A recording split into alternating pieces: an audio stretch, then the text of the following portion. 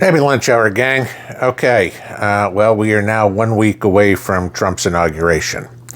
And as you guys well know, I've got no problem calling out bad ideas when I see them. And so we got to kind of figure those things out. I talked to you guys a little bit about AI this morning. Trump seems to be a big supporter of it. Me, obviously, not so much. Trump's a big supporter of H-1Bs. I'm absolutely not a supporter of that, okay? Even Ron DeSantis came out and has said how much he's against the Trump policies on H-1Bs. No problem. The thing is this, and it kind of harkens back to the election. Why did Trump get elected? Now, besides the fact that Biden was utterly incompetent and Kamala Harris was a drunk whore, that has nothing to do with it. We elected him based on making America great again. We want to end the illegal immigration. We want to reduce the crime. We want to fix the economy. I don't give a rat's ass about acquiring Greenland or annexing California or the Panama Canal. Those aren't kitchen table issues, which is what Trump got elected on. Okay. Today starts the day of committee hearings on confirming a bunch of his cabinet picks and other high-ranking officials in the administration. We'll see how that goes. The big one that everybody talks about a lot that Trump has said he wants to get rid of is income tax. Okay. There's logic in what he said. We didn't have income tax a little more than 100 years ago. Everything was on tariffs.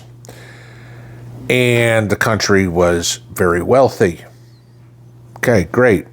The world's changed a little bit in the last 100 years, in case anybody hasn't noticed, okay? We could talk about the internet.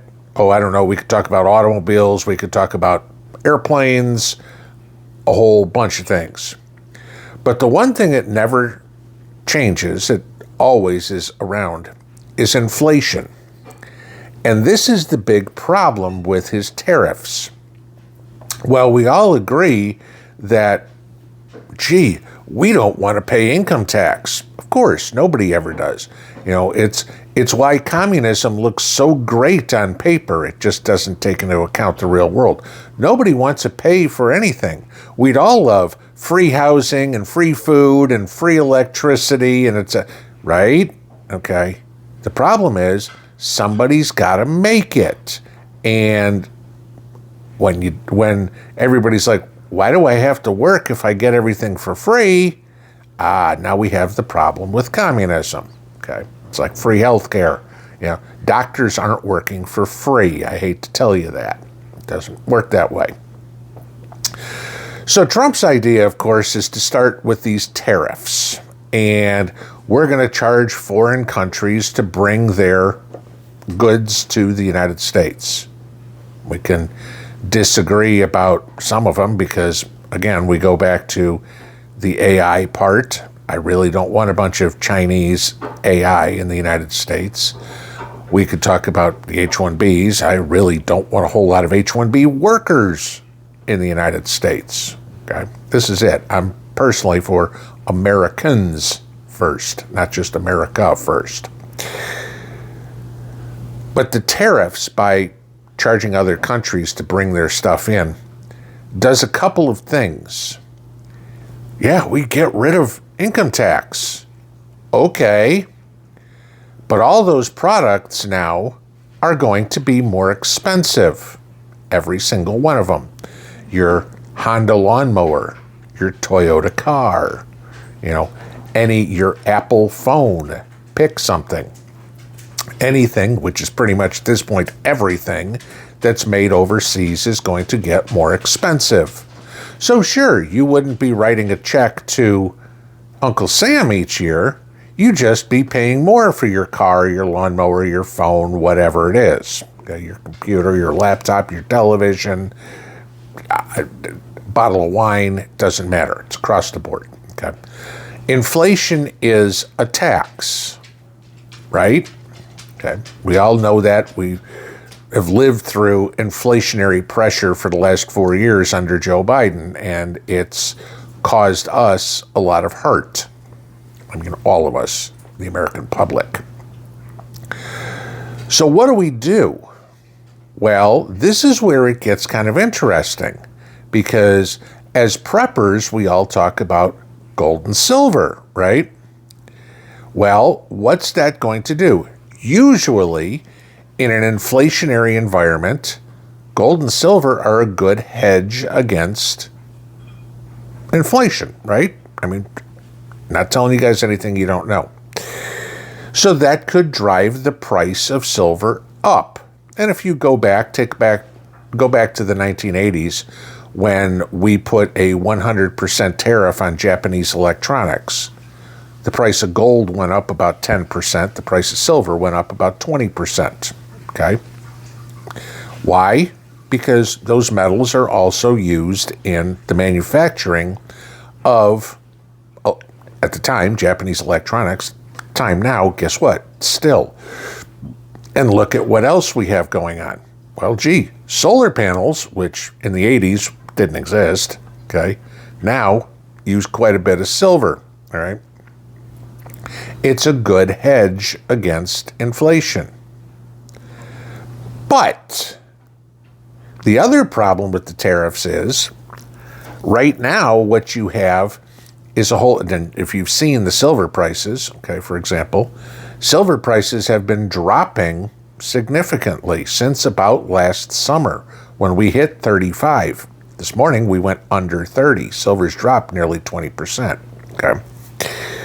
When do I want to be buying silver? Is now a time to buy silver? Maybe, okay? With silver slightly under 30 bucks right now, there's a real good chance silver goes down to somewhere between 26 and 27, okay? Which at that point means you're looking at another 10% drop here. What's the upside of silver this year? Probably around 35, okay? So we've got about a 15% upside from this point. All right, not terrible. But now you need to really look at why. What's going to happen? Anybody seen oil prices? Oil prices are shooting through the moon right now because of good old Joe Biden's blocking of all the drilling off of any coast in the United States. We're seeing higher oil prices. If you've seen what happened to gas in the last week, I mean, I can't speak for everywhere in the country, but gas prices here went up 20 cents in a day, all right? We went from about $2.59 to about $2.79 in a day. Yeah, not good. So the inflation that you're going to see by these tariffs is going to affect you in a lot of other places. Gas prices being one of them. If we can't drill, baby, drill, then we got to get it from somewhere else, which usually means a foreign country. And at that point, now we start to see inflation.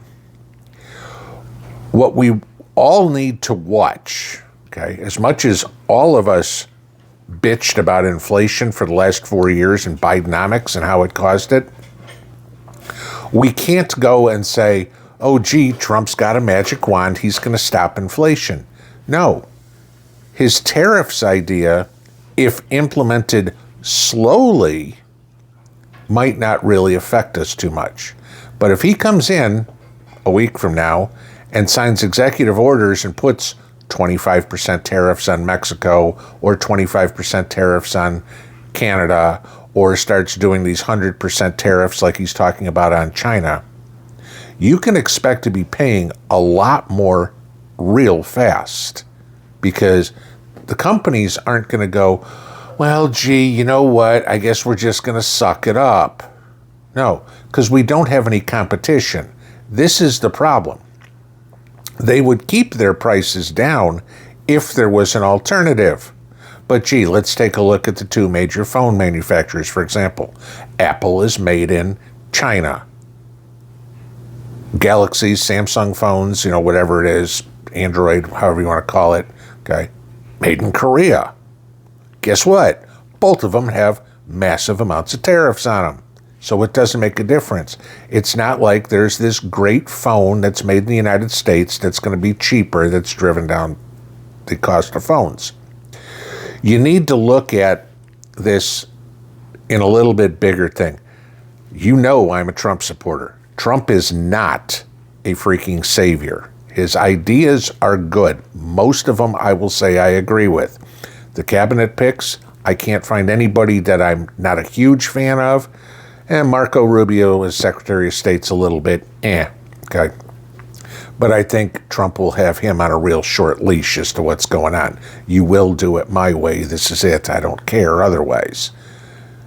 But we really need to step back when, we're going to get rid of income tax. It sounds great. But again, as I've said a million times, you like having a military protecting the country, right? Guess how that gets paid? Can we get rid of a whole lot of this excess spending? I'm counting on him to do that. But every time somebody talks about we need to take taxes down to zero, there's a problem. I know you hear all the people that say a flat tax. Gee, we should all just pay 10%. Or gee, we should just have a national sales tax, right? All these ideas on how to raise the revenue without hurting people. Sure, maybe you're in a situation where 10% would be a lot less than what you're currently paying in regards to income tax. Or maybe you're not. Maybe all of a sudden you're going, but I don't pay any taxes because I don't make that much, and now I have to pay 10%, and that's a huge kick in the teeth. The national sales tax, the only one that hurts is the poor, okay? And as you guys know, more and more and more and more Americans are getting poorer and poorer and poorer. All that's going to do is drive prices up. The thing we need to look at is, how is it going to affect us at the kitchen table? Like I said, I don't care about Greenland. It doesn't affect me at the kitchen table. I don't care about the Panama Canal. It doesn't affect me at the kitchen table. But what I do concern myself with is crime, and I do concern myself in how much money I've got to spend at the grocery store, at Walmart, at the gas station, whatever. And if all these comments, like one congressman who put up an idea the other day, if we should just have a 26% or 23% national sales tax, I'm like, are you freaking high? This is what you need to pay attention to. Where it sounds all good coming out of Washington, remember, for every action, there's an equal and opposite reaction. The government still needs to have revenue. It's going to come from you one way or the other. Don't wish what sounds good on paper into your checkbook. Pinball out.